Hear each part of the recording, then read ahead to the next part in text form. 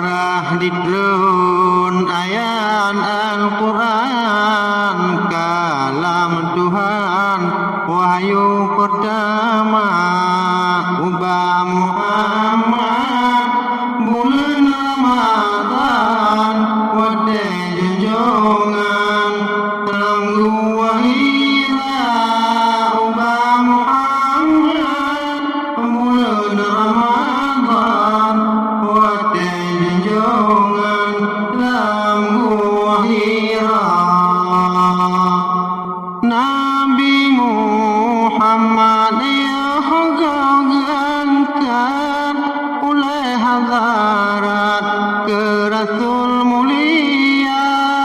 Nabi getahnya lambar halwa, tafakur ibadah dengan ilhamnya. Nabi getahnya lambar halwa, tafakur ibadah dengan ilhamnya. Di gua Hira gema menyendiri, tempat yang sunyi jangan kota. Amma ba'du basabah malam keutusan Allah Ta'ala. Amma ba'du basabah malam keutusan Allah Ta'ala. Malaikat Jibril utusan Rabbon untuk jabatan wahyu pertama. Wahyu pertama yang surat Iqra, baca Muhammad. Jibril berkata, wahyu pertama surat Iqra, baca Muhammad. Jibril berkata, malam 17 bulan Ramadan, di tun Al-Quran ke dalam dunia. Ihwat Nabi lam gua Hira, menan riwayat alim ulama. Ihwat Nabi lam gua Hira, menan riwayat alim ulama. Nabi Muhammad matelahnya gua ulama di rumah tangga, tijungan tubuh rasa gementar. Nabi masanya gunda gulana, tijungan tubuh rasa gementar. Nabi masanya susah bergairah. Istri katinjat magseot, terang pelimbot Rasul mulia. Nyokon cilaka kan iblis setan, yang melainkan ilham mulia. Nyokon cilaka kan iblis setan, melainkan ilham mulia.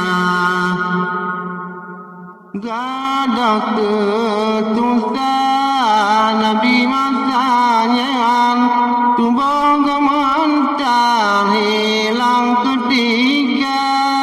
Abang aura marit ketiga, pekat melangkah baru mau saudaranya.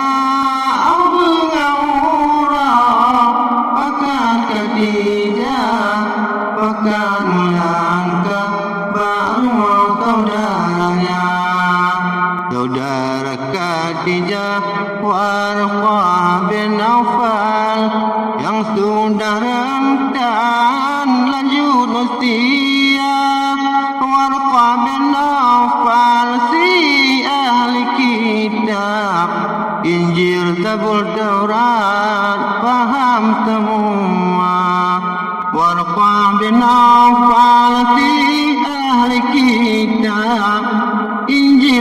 Betul Taurat paham semua.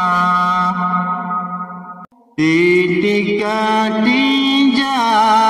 memperkenalkan ubah junjungan akan saudaranya. Nabi pegalih kejadian Warqah masanya keterkesima. Nabi pegalih kejadian Warqah masanya keterkesima. Warqah menjawab, itulah Jibril yang pernah hadir Nabi Musa, oh saudaraku, nama Muhammad, engkau diangkat Rasul mulia. Oh saudaraku, nama Muhammad, engkau diangkat Rasul mulia. Mulai masanya Nabi berdakwah, rumah ke rumah cara dia, kitab Al-Quran untuk pedoman dalam kehidupan umat manusia. Kitab Al-Quran untuk pedoman dalam kehidupan